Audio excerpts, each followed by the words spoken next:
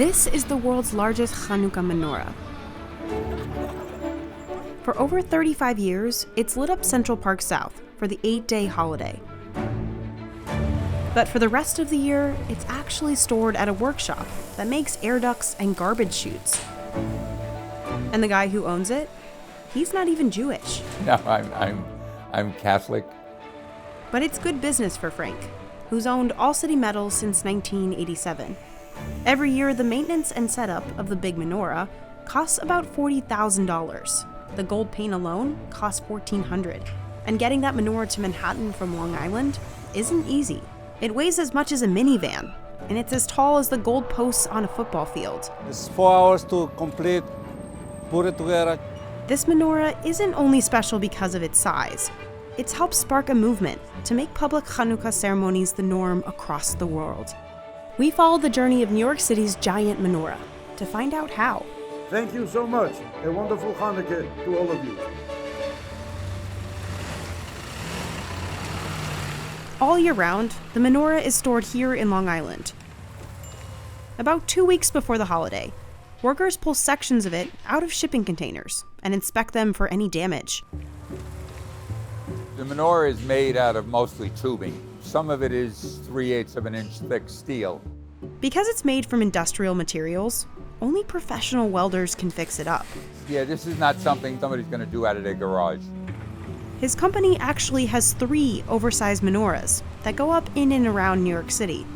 There's sections of Brooklyn are over there. This is Manhattan. This was the menorah that was originally built to go up in Scarsdale. Oh, I didn't expect you. When he bought the business in the 80s, the menorahs came with it. So did the customer who buys them. Rabbi Shmuel Butman, a member of the Chabad Lubavitch Hasidic sect. I don't think I ever had any doubts. It did beautiful. And he services it very, very well. Rabbi Butman paid $5,000 for the original menorah. All City Metals charges an annual fee to set it up. It probably costs somewhere in the area of about $40,000 to $42,000 per year. Today, the All City crew is loading the menorah onto a flatbed truck.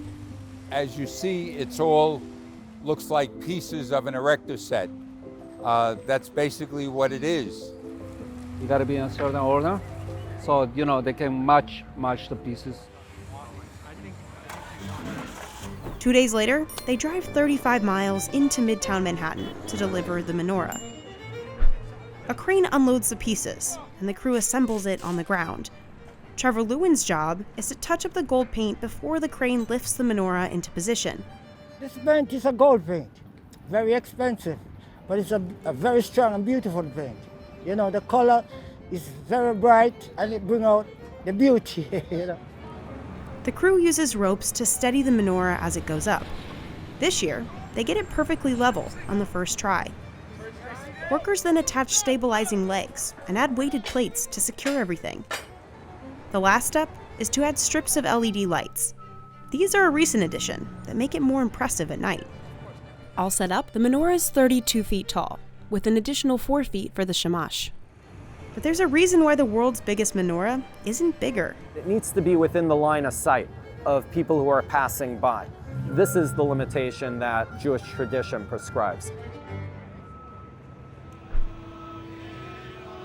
For most of history, Jews didn't make big menorahs. They celebrated Hanukkah quietly, at home or in a synagogue. That changed in 1974, when rabbis from Chabad organized a public menorah lighting for the first time outside Philadelphia's Liberty Hall. The idea came from their leader. Rabbi Menachem Mendel Schneerson of righteous memory was the most influential rabbi in modern history and created a Jewish revival after the Holocaust around the world, globally. The menorah's arms are straight, not curved. That's closer to what the original menorah in the ancient temple in Jerusalem looked like, according to Jewish sources.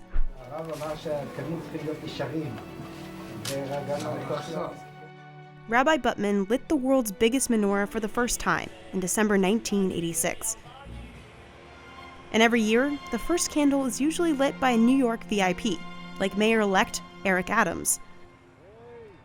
Since then, big menorahs have spread across the world. Today, Chabad celebrates an estimated 15,000 public lightings. They include places where, not too long ago, it would have been unthinkable to host any kind of Jewish gathering, like in front of Moscow's Kremlin or the Brandenburg Gate in Berlin. Before you go, get your own menorah, so when you come home, with God's help, you'll be able to write your own menorah. So even if menorahs are limited in size, there's no limit to how far their lights can reach. The menorah is a symbol of light and a symbol of hope. And that's a message that everyone could take from the story of Hanukkah. A little light dispels an immense amount of darkness.